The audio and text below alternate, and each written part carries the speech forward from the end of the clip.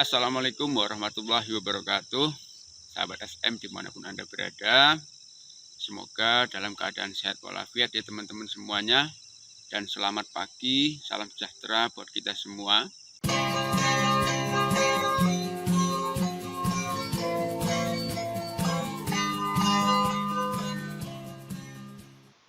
Pada hari ini saya lagi di kebun semangka teman-teman.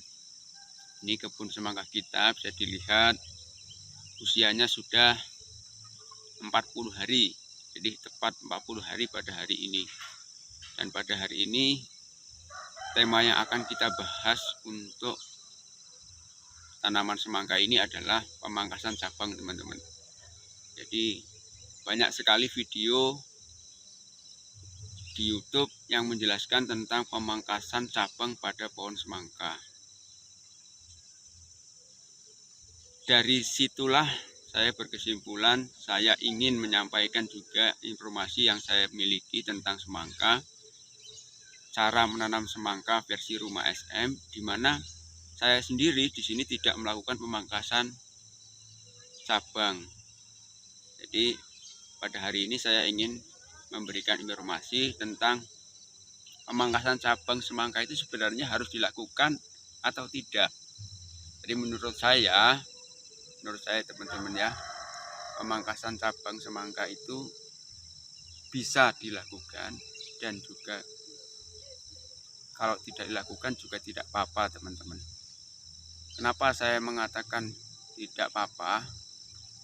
Karena saya sendiri sudah membuktikannya sendiri, tidak melakukan pemangkasan cabang. Alhamdulillah hasilnya juga maksimal. Dari catatan yang ada di benih bibit yang kita tanam, itu kalau catatannya maksimal satu pohon 7 kilo atau 8 kilo, alhamdulillah dengan tanpa pemangkasan juga buahnya bisa segitu teman-teman. Bisa segitu, dan yang lebih membuat saya yakin tidak melakukan pemangkasan cabang ini. Jadi kalau kita petani semangka baru, itu pasti sangat sayang sekali ketika kita menanam semangka, daun sudah mulai berbunculan, kemudian cabang kita pangkas teman-teman. Pasti itu juga dirasakan oleh teman-teman sekalian yang baru menanam semangka, terutama yang baru menanam semangka ya teman-teman ya. Tapi di sini saya juga mengatakan teman-teman, pemangkasan cabang itu bagi teman-teman yang melakukan pemangkasan cabang dan juga ingin melakukan hal yang sama seperti teman-teman yang lain yang menggunakan pemangkasan cabang, saya juga tidak ada masalah. Setiap orang memiliki cara yang berbeda dalam merawat semangkanya teman-teman. Yang saya ingin sampaikan di sini adalah kalau teman-teman sekalian ingin melakukan pemangkasan cabang, silahkan, tapi juga harus menggunakan seluruh perawatan yang digunakan dalam penanaman semangka yang juga melakukan pemangkasan cabang. Artinya begini teman-teman, pemangkasan cabang itu pasti akan berpengaruh terhadap proses pemupukan, proses perawatan yang lain, penyortiran buah, itu ya teman-teman. Kalau pemangkasan cabang pemupukannya itu berlebihan, artinya disamakan dengan perawatan semangka yang saya lakukan, itu kemungkinan besar batang semangka itu akan kebanyakan pecah teman-teman. Karena pupuk yang masuk dengan daun yang memasaknya itu tidak seimbang teman-teman. Maka dari itu kalau teman-teman yang ingin menanam semangka dan perawatannya menggunakan pemangkasan cabang, saya harapkan juga belajar dengan yang menggunakan pemangkasan cabang itu seluruhnya, dari mulai pemupukannya sampai perawatan sampai akhirnya teman-teman. Ini mungkin juga penyortiran buah. Dan pada hari ini saya sedang melakukan bukan penyortiran buah, bukan penyortiran buah. Maksud saya bukan pembuangan buah ya teman-teman. Di sini saya hanya sedikit menyortir buah yang tidak yang rusak teman-teman, yang rusak atau kurang maksimal. Jadi saya tidak melakukan pembuangan buah kecuali untuk buah yang rusak. Untuk jumlah buah yang mau tumbuh bagus lebih dari 2 atau 3 saya biarkan teman-teman.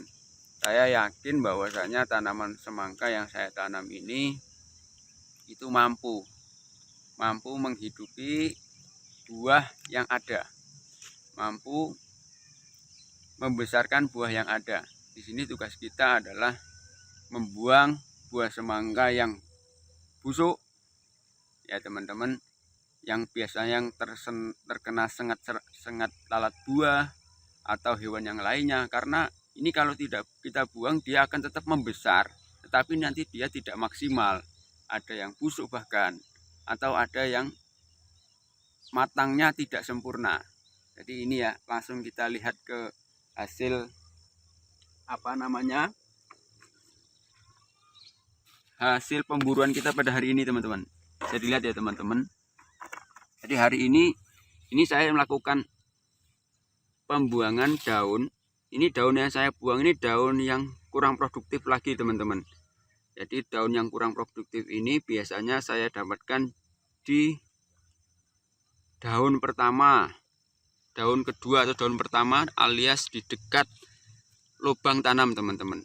Jadi daun yang pertama atau di pangkal sekali itu biasanya sudah mulai ada yang rusak seperti ini. Ini sebaiknya kita buang sekaligus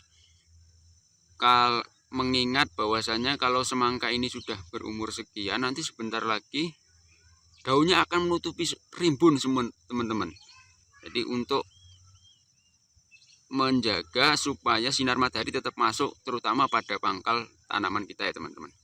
Dan ini buah yang saya sortir teman-teman. Jadi buah yang seperti ini bekas kena sengatan serangga. Ini kalau kita biarkan dia akan tetap membesar. Artinya dia akan juga dikasih makan oleh tanaman semangka yang kita tanam. Tetapi nanti ini nggak maksimal, ini akan rusak. Jadi buah yang seperti ini kita sortir teman-teman, kita buang. Ini satu lagi ada yang seperti ini teman-teman. Ada yang lain di sini ya. Tadi saya mendapatkan beberapa buah. Nah ini teman-teman. Tidak bermaksud saya sebenarnya untuk membuang ini, tetapi juga kasihan kalau ini tidak kita buang. Karena apa? Bentuk yang tidak bulat seperti ini kalau dia sudah besar, setahu saya, pengalaman saya, nanti posisi matang buah itu hanya di sekitaran ini teman-teman. Yang di sini nanti putih. Jadi nanti kalau ada yang beli ini kasihan, merahnya tidak merata. Jadi ya buah yang rusak kena serangga dan bentuknya yang tidak kurang sempurna, ini yang saya sortir teman-teman. Untuk buah yang sempurna, di sini saya tidak membatasi jumlahnya teman-teman. Tidak membatasi jumlahnya. Tapi buat teman-teman yang lain tidak harus mengikuti saya tentang pembuangan buah ini ya teman-teman. Karena di sini kebetulan di tempat saya ini semangka yang diminati oleh masyarakat di sini ini ukuran 2 kilo 3 kilo itu masih mereka lebih senang yang kecil-kecil teman-teman. Jadi kemarin pengalaman yang dulu itu saya sisakan 2, rata-rata 2 dalam satu batang. Ini kalau semangka biji lebih dari 4 kilo teman-teman. Jadi yang mau beli ukuran kecil itu agak susah ya teman-teman. Jadi pada kesempatan kali ini saya tidak memberikan penyortiran buah untuk buah yang sempurna ya teman-teman. Jadi yang saya lakukan hanya pembuangan buah yang kurang maksimal, yang kena serangga, dan sekaligus pemangkasan cabang. Di sini saya tidak lakukan. Yang saya lakukan hanya pemangkasan daun yang rusak ya teman-teman. Karena daun yang rusak ini seperti ini teman-teman. Ini contohnya. Ini contohnya ya teman-teman. Daun rusak ini bisa disebabkan oleh jamur teman-teman. Jadi kalau seperti ini bisa disebabkan oleh jamur. Ini sebaiknya kita buang teman-teman. Ya, jaga-jaga agar tidak menular kepada yang lain ya teman-teman. Selain itu, jamur itu muncul kan karena kelembaban yang tinggi. Jadi saya berpikir bahwasanya kalau pangkal tanaman ini kita buat lebih longgar, sinar mataharinya lebih longgar untuk masuk, kemungkinan jamur yang akan tumbuh di sini itu tidak akan betah teman-teman. Gitu ya teman-teman. Tentang pemangkasan cabang semangka. Jadi pada hari ini untuk pemangkasan cabang semangka versi Rumah SM, kalau Rumah SM sendiri tidak melakukan pemangkasan cabang, tapi buat teman-teman yang lain yang ingin melakukan pemangkasan cabang, silahkan lakukan pemangkasan cabang. Tapi saran saya bagi petani pemula, teman-teman yang ingin mencoba melakukan pemangkasan cabang, sepaket dengan pemupukannya dengan perawatan yang lainnya. Dan jika yang ingin menanam semangka tanpa pemangkasan cabang seperti yang saya lakukan, silahkan simak video tentang penanaman semangka Rumah SM. Dan jikalau masih belum jelas tentang penjelasan dari video yang saya sampaikan, silahkan komen di kolom komentar, insya Allah akan saya jawab. Kalau kurang jelas lagi, boleh tanya langsung lewat WA. Ya teman-teman, di sini saya tidak bermaksud menggurui, saya hanya ingin menyampaikan informasi tentang tanaman semangka, bagaimana cara merawatnya. Karena saya sendiri merasakan banyak sekali manfaatnya teman-teman. Terutama kalau kita ya dari segi ekonomis, tanaman semangka ini sungguh luar biasa, sungguh sangat membantu teman-teman. Selain usianya yang juga relatif pendek, yaitu 65 hari sudah panen dari mulai tanam, perawatannya juga menurut saya tidak begitu susah teman-teman. Itulah sedikit informasi tentang bagaimana